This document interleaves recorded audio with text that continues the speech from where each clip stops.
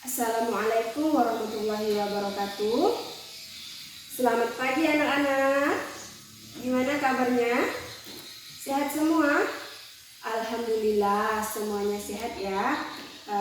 Ibu absen dulu ya yang masuk hari ini.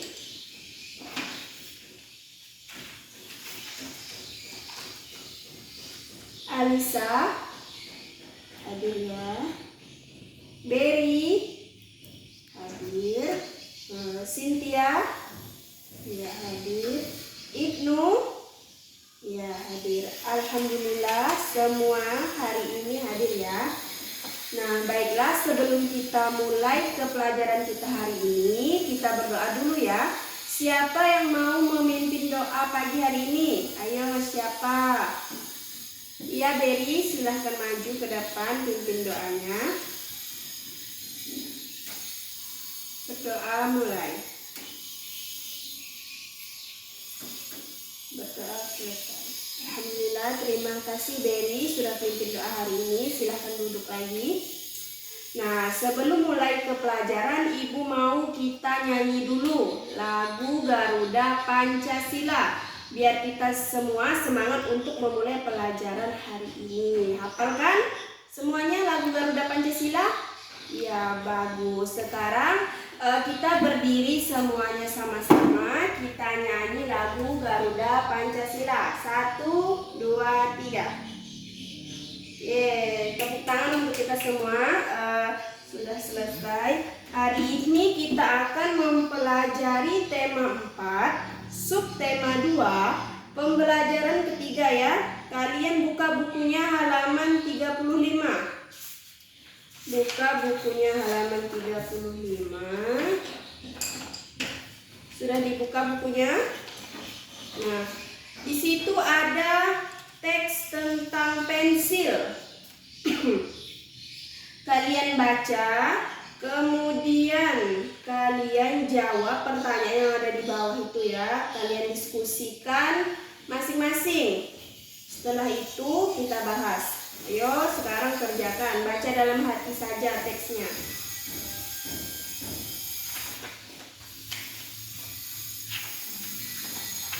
Sudah semua? Sudah? Ya, sekarang kita bahas pertanyaannya. Nah, nomor 1 itu, berdasarkan teks bacaan di atas, ceritakan proses pembuatan pensil. Diisi dalam kolomnya. Nah, di sini ada kolom pertama.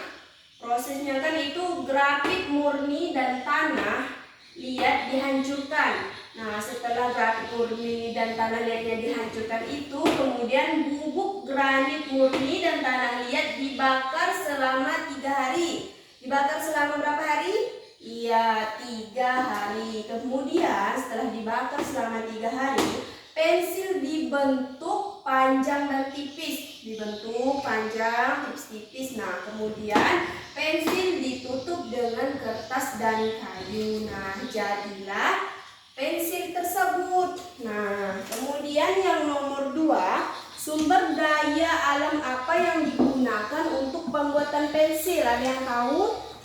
Ya, siapa yang mau jawab? Ya, Lisa, apa? Ya, sumber daya alam yang digunakan dalam pembuatan pensil adalah kayu sebagai pelapis pensil, grafit dan tanah liat sebagai isi pensil. Kemudian yang nomor 3, siapa yang mau jawab? Ya, Berry. Ya, apa yang terjadi bila penggunaan pensil dan barang-barang lain yang terbuat dari kayu tidak dibatasi? Iya, apabila penggunaan pensil dan barang-barang lain yang menggunakan bahan kayu tidak dibatasi, maka ketersediaan kayu akan berkurang. Nah, selain itu, penebangan kayu tanpa usaha menanam kembali akan menyebabkan apa? Iya, berkurangnya persediaan kayu. Kemudian yang nomor 4, siapa yang mau jawab? Iya, Cynthia, silahkan. Nomor 4 kan, berikan saranmu agar dapat menggunakan pensil secara hemat sebagai salah satu cara untuk melestarikan lingkungan. Apa?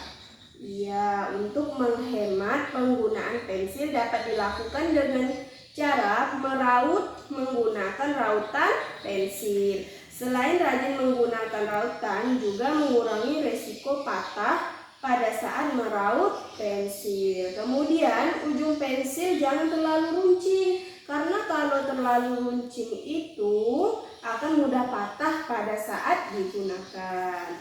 Nah, kemudian barang-barang yang kita butuhkan merupakan hasil dari suatu pekerjaan.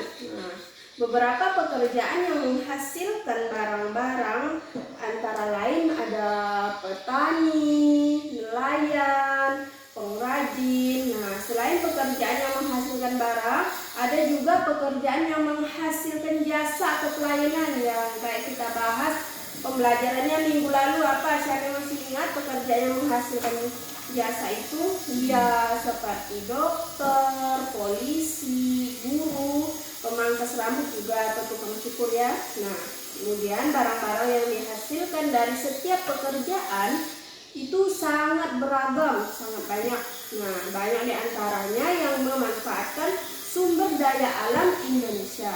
Sumber daya alam merupakan kekayaan alam yang diciptakan oleh Tuhan untuk kesejahteraan manusia. Nah, sekarang kalian lihat halaman 37. Di situ kan ada tabel. Nah, kalian isi tabelnya, tuliskan jenis barang yang dihasilkan dari setiap pekerjaan dan jenis sumber daya alam yang digunakan. Misalnya Ibu contohkan satu dulu ya, sisanya kalian jawab. Di sini yang gambar pertama ini ada kolom pekerjaan. Di sini ada kolom barang yang dihasilkan, kolom bahan benda, bahan asal benda, yang di sini jenis sumber daya alam yang digunakan. Ibu contohkan yang nomor 1 dulu ya. Kita nomor 1.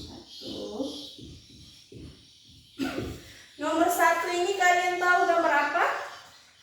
Ini nomor 1 ini gambar tukang kayu. Tukang kayu. Ini ya gambar tukang kayu. Barang yang dihasilkannya itu bisa berupa meja, kursi, dan perabot rumah tangga yang lain. Nah, bahan asal benda tukang kayu ini apa? Ya, bahan asalnya itu adalah kayu. Kemudian jenis sumber daya alamnya itu dapat diperbaharui. Nah,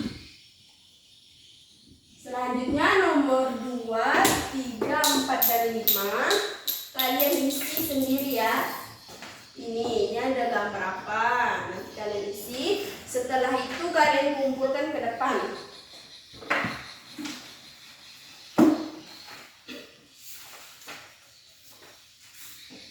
Kalau sudah, bisa kalian kumpulkan ya. Sudah semuanya? Nah, kumpulkan. Sekarang kita bahas yang soal di bawah tabel itu. Nah, di sini yang nomor 1 ada jenis sumber daya alam apa saja yang kamu manfaatkan? Ya, apa? Ada hewan dan tumbuhan. Kemudian yang nomor 2 apa? Bagaimana kamu menghemat barang-barangmu agar sumber daya alam dapat terjaga keberadaannya? Apa? Siapa yang bisa jawab? Ya, kita harus menggunakan barang-barang yang kita miliki dengan bijak. Tidak boleh boros, sesuai dengan kebutuhan. Kalau kita boros menggunakannya, maka akan mengancam ketersediaan sumber daya alam karena barang-barang tersebut terbuat dari sumber daya alam. Nah, sekarang kita lanjut halaman 74. Buka bukunya halaman 74. Sudah dibuka. Nah, masih ingatkah kalian cerita tentang Bapak Wedi yang kemarin kita bahas? Bapak Weli yang kepala sekolah teladan itu. Nah, kalian baca kembali ceritanya. Kemudian kalian tuliskan pendapat kalian tentang cerita Paman Weli yang kemarin itu ya. Setelah itu nanti kita bahas. Sudah selesai. Nah, siapa yang mau jawab atau siapa yang memberikan pendapatnya? Ayo, siapa dulu? Minimal 2 orang atau 1 orang. Iya, Ibnu. Apa?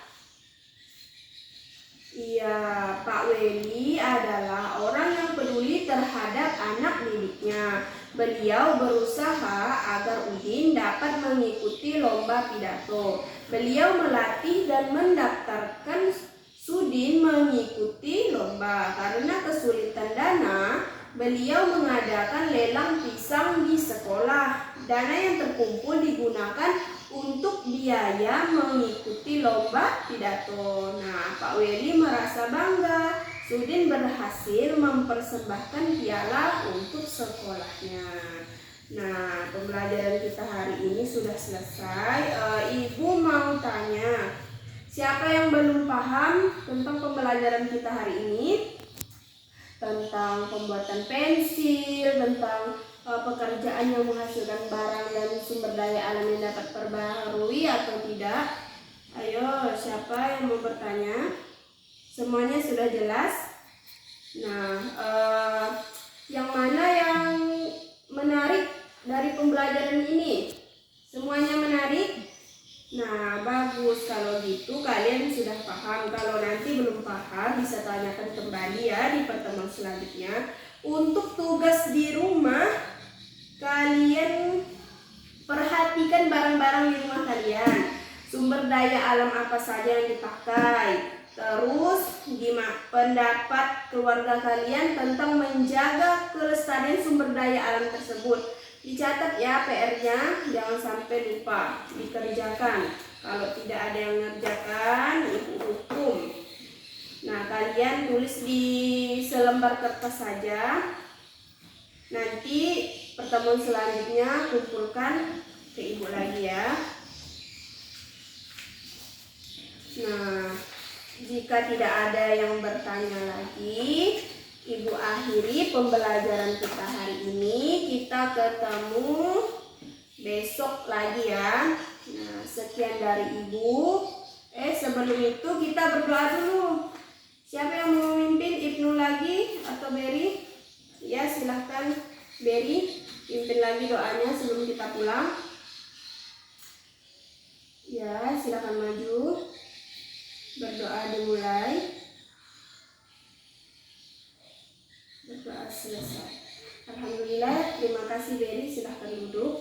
Nah, ibu akhiri pembelajaran kita hari ini. Semoga dengan pembelajaran hari ini kalian bisa mengerti tentang cara pembuatan pensil, pekerjaan yang menghasilkan barang dan jasa, serta sumber daya alam yang dapat diperbaharui dan tidak dapat diperbaharui. Dan ingat PR-nya dikerjakan, besok dikumpulkan. Ya, sekian dari ibu. Assalamualaikum warahmatullahi wabarakatuh.